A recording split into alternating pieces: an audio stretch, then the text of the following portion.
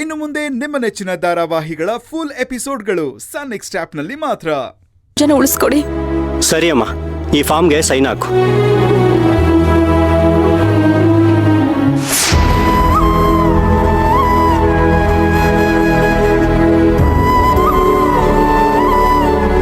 ಏನಮ್ಮ ಯೋಚನೆ ಮಾಡ್ತಾ ಇದ್ಯಾ? ಸೈನ್ ಮಾಡು.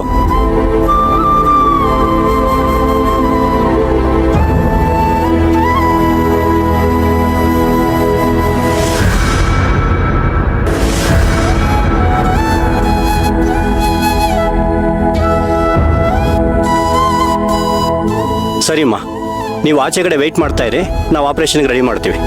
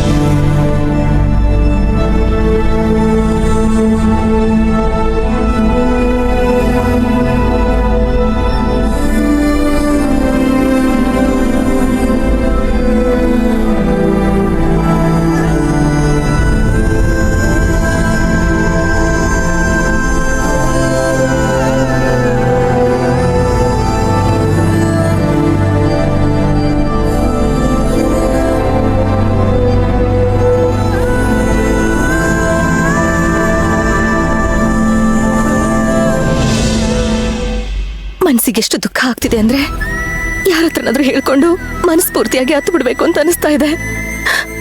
ಇಂಥ ಟೈಮಲ್ಲಿ ಅರ್ಜುನ್ ಸರ್ ಬೇರೆ ಜೊತೆಲಿಲ್ಲ. ಅವರಿದ್ದಿದ್ರೆ ಏನಾದ್ರೂ ಮಾಡಬಹುದಾಗಿತ್ತು. ಹೇಗಾದ್ರೂ ಮಾಡಿ ಮಗುನ ಉಳಿಸ್ಕೋಬಹುದಾಗಿತ್ತೇನೋ.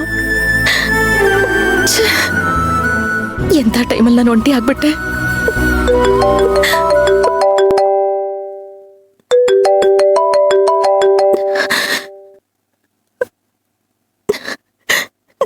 ಹೇಳಿ ಮಾಧವ್ ಅಂಕಲ್.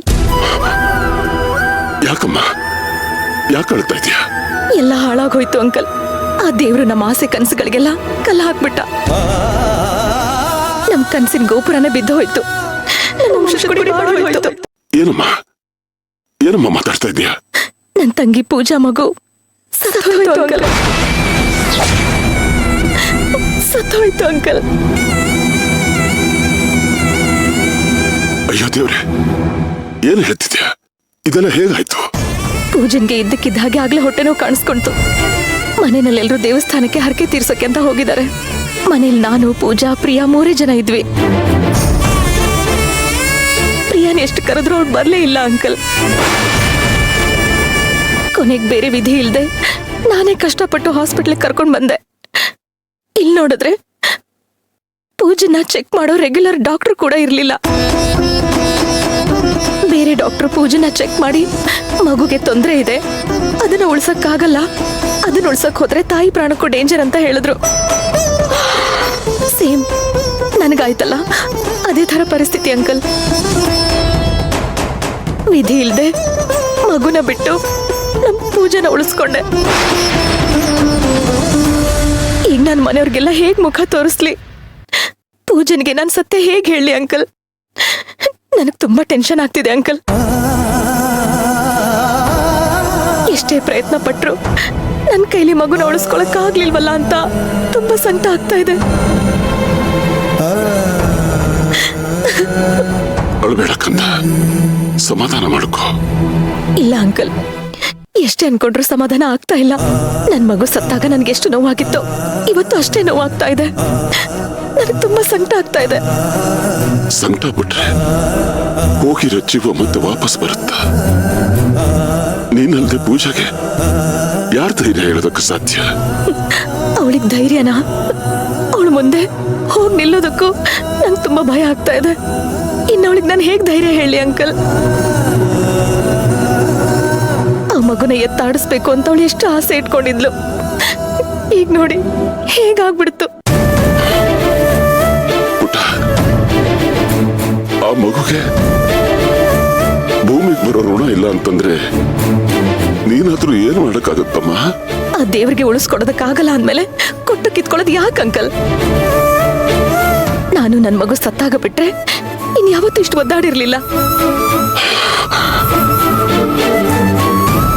ನನಗೆ ಯಾಕಾದ್ರೂ ಬದುಕಿದೀನಿ ಅನಿಸ್ತಾ ಇದೆ ಗೊತ್ತಾ?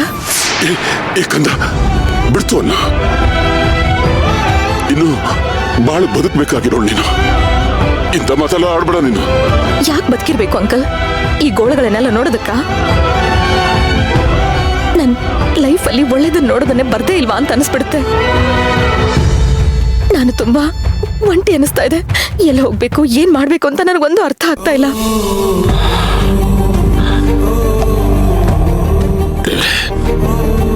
ನನ್ನ ಮಗಳು ಒಂಟಿ ಅಂತ ಹೇಳ್ತಾ ಇದ್ರು.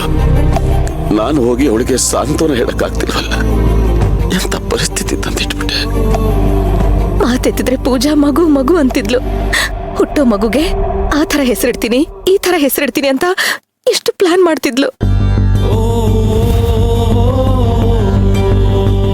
ನಮ್ಮ ಅಶ್ವಿನ್ ನಮ್ಮ ಮಗು ಹುಟ್ಟೋಕ್ಕಿಂತ ಮುಂಚೆನೆ ನಾನು ಕೆಫೆ ಓಪನ್ ಮಾಡ್ತೀನಿ ಅಂತ ಹೇಳ್ತಿದ್ದ. ಎಲ್ಲ ಸರಿ ಇದ್ದಿದ್ರೆ ನಾಳೆ ನಮ್ಮ ಪೂಜನ್ ಸೀಮಂತ ನಡೀತಿತ್ತು ಅಂಕಲ್. ಎಲ್ಲ ಕನ್ಸ್ಗಳು ನುಚ್ಚುನೂರಾಗೋಯ್ತು ಅಂಕಲ್. ಕಂದ ಅಳ್ಬೇಡಮ್ಮ. ನೋಡು, ಇಂಥ ಪರಿಸ್ಥಿತಿಯಲ್ಲಿ ನೀನೇ ಅಳ್ತಾ ಕೂತ್ರೆ ಮುಂದೆ ಏನ್ ಮಾಡ್ಬೇಕು ಅನ್ನೋದು ಗೊತ್ತಾಗೋದಿಲ್ಲ. ಪಾಪ ಆ ಪುಟ್ಟ ಹುಡುಗಿ ಪೂಜಾಗ ಆಪರೇಷನ್ ಆಗಿದೆ.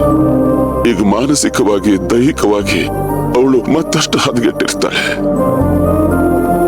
ಇಂಥ ಸಂದರ್ಭದಲ್ಲಿ ನೀನು ಅವಳ ಜೊತೆ ಇದ್ದು ಅವಳಿಗೆ ಧೈರ್ಯ ತುಂಬಬೇಕು.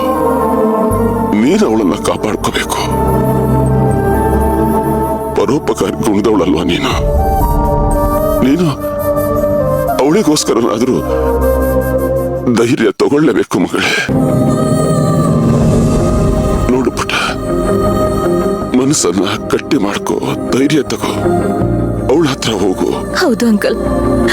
ಪಾಪ ಅವಳಿಗಿನ್ನು ಪ್ರಜ್ಞೆ ಬಂದಿಲ್ಲ.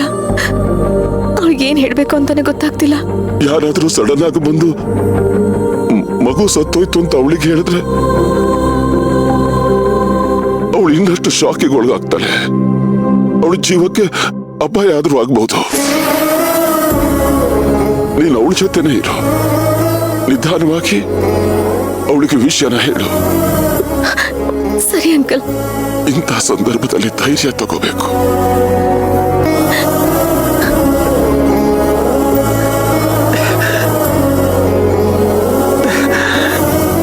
ಎಂತ ಅಪ್ಪ ಅಲ್ವಾ ನಾನು?